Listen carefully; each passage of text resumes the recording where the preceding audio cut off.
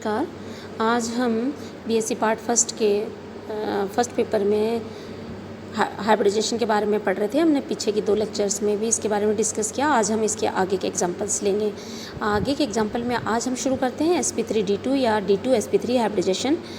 इस तरह के हाइब्रिडाइजेशन में एक s ऑर्बिटल, तीनों p orbital px py pz and 2 d orbital कौन से हैं? dx² - y² और dz orbital dz² orbital hybridisation में भाग लेंगे और इस तरह से 6 sp3d2 संकरित कक्षक हमें प्राप्त होंगे। ये 6 sp3d2 संकरित कक्षक ऑक्टाहेड्रली यानी अष्टफल की आकृति में अरेंज होंगे।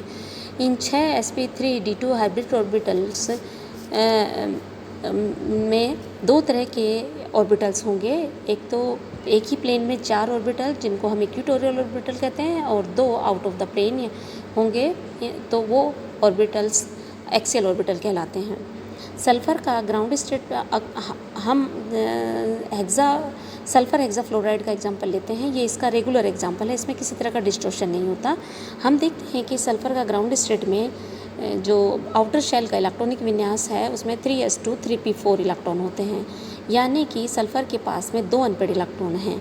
जबकि हमने देखा यहाँ पे कि 6 सिग्मा बंध बना रखे हैं सल्फ़र ने फ्लोराइड के साथ में, तो यहाँ पे सल्फ़र 2 एक्साइटेड स्टेट में जाएगा और 2 एक्साइटेड स्टेट में जाने के बाद में सल्फ़र जो है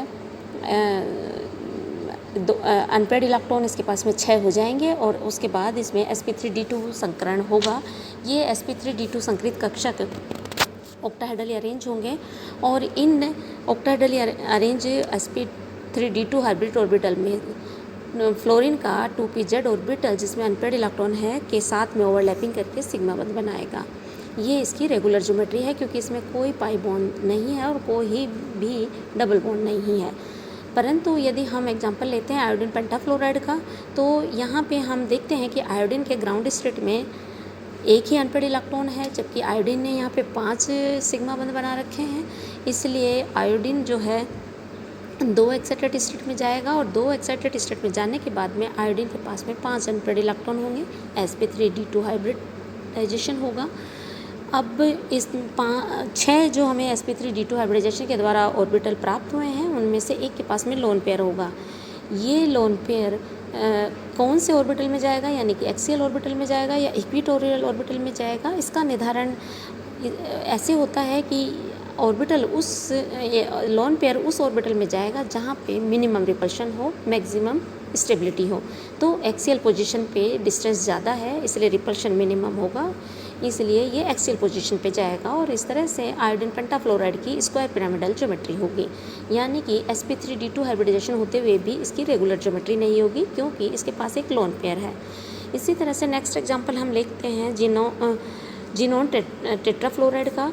हम जानते हैं कि जिनोन के पास में एक भी अनपेड इलेक्ट्रॉन नहीं होता है और क्योंकि ये इनर्ट गैस का सदस्य है, परंतु इसके पास में सेम प्रिंसिपल क्वांटम नंबर में 5d ऑर्बिटल खाली होते हैं। इसलिए जिनोन जो 2 एक्साइटेड स्टेट में के बाद में इसके पास में 4 अनपेड इलेक्ट्रॉन खाली होंगे और ये sp3d2 हाइब्रिडाइजेशन होगा।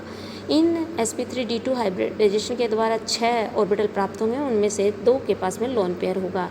ये जो 2 लोन पेयर हैं ये एक्सियल पोजीशन पे जाएंगे और क्योंकि यहाँ पे मिनिमम रिपल्शन होगा, मैक्सिमम स्टेबिलिटी होगी और इस तरह से जिनोन टेट्राफ्लोराइड का स्क्वायर प्लेनर ज्योमेट्री होगी क्योंकि यहाँ पे 2 लोन पेयर हैं। इसके बाद हम एग्जांपल लेते हैं sp3d3 का। यहाँ पे sp3d3 में एक s 3p ऑर्बिटल और 3d ऑर्बिटल।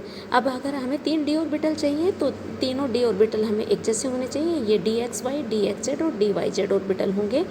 जब हाइब्रिडाइजेशन में भाग लें तो sp3d3 हाइब्रिडाइजेशन होगा और 7 sp3d3 हाइब्रिड ऑर्बिटल प्राप्त होंगे जो कि पेंटागोनल बाइपिरामिडली अरेंज होंगे। इसका सबसे अच्छा एग्जाम्पल आयोडीन हेप्टाफ्लोराइड है। आयोडीन में ग्राउंड स्टेट में एक अनपेड इलेक्ट्रॉन होता है, इसलिए आयोडीन यहाँ पे 3 एक्साइटेड स्टेट में जाने के बाद में 7 अनपेड इलेक्ट्रॉन दिखाएगा। ये 7 अनपेड इलेक्ट्रॉन वाले ऑर्बिटल sp3d3 हाइब्रिडाइजेशन में भाग लेंगे और sp3d3 हाइब्रिडाइजेशन में भाग लेने के बाद यहाँ पे पेंटागोनली अरेंज होंगे और पेंटागोनली बाइपिरामिडली अरेंज होंगे और ये 7 sp3d3 हाइब्रिड ऑर्बिटल जिनमें अनपेड इलेक्ट्रॉन है, फ्लोरीन का 2pz ऑर्बिटल ओवरलैपिंग करके सिग्मा बंध बनाएगा। ये इसका रेगुलर ज्योमेट्री का एग्जाम्पल है। इसके बाद हम देखते हैं इसका next example, xenon hexafluoride. Xenon hexafluoride में हम देख रहे हैं कि ज़ीनॉन हेक्साफ्लोराइड में यहाँ पे ज़ीनॉन के पास में वो ही एक भी अनपेड इलेक्ट्रॉन नहीं है। 3 एक्साइटेड स्टेट के बाद में ज़ीनॉन के पास में 6 अनपेड इलेक्ट्रॉन होंगे। sp3d3 हाइब्रिडाइजेशन होगा। इसमें एक लोन पेयर है, इसलिए यहाँ पेंटागोनल पिरामिडल ज्योमेट्री होगी क्योंकि एक लोन पेयर है, वही एक्सियल पोजीशन पे लोन पेयर जाएगा।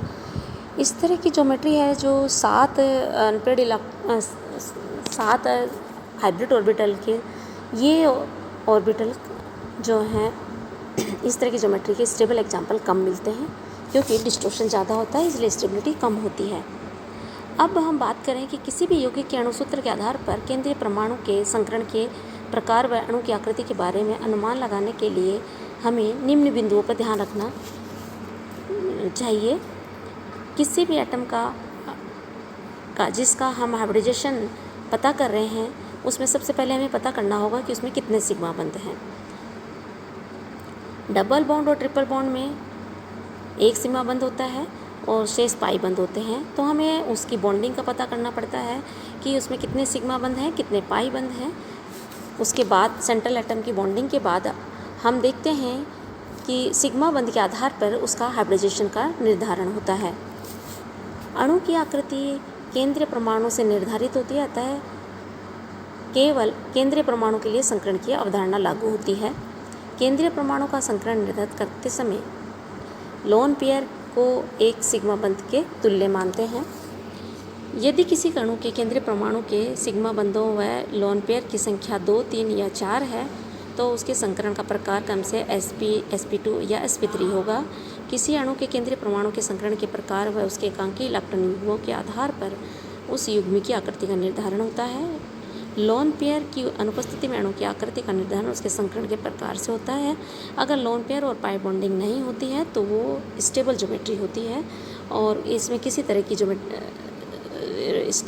डिस्टॉर्शन नहीं होता, रेगुलर ज्योमेट्री का एग्जाम्पल होता है। थैंक यू, धन्यवाद।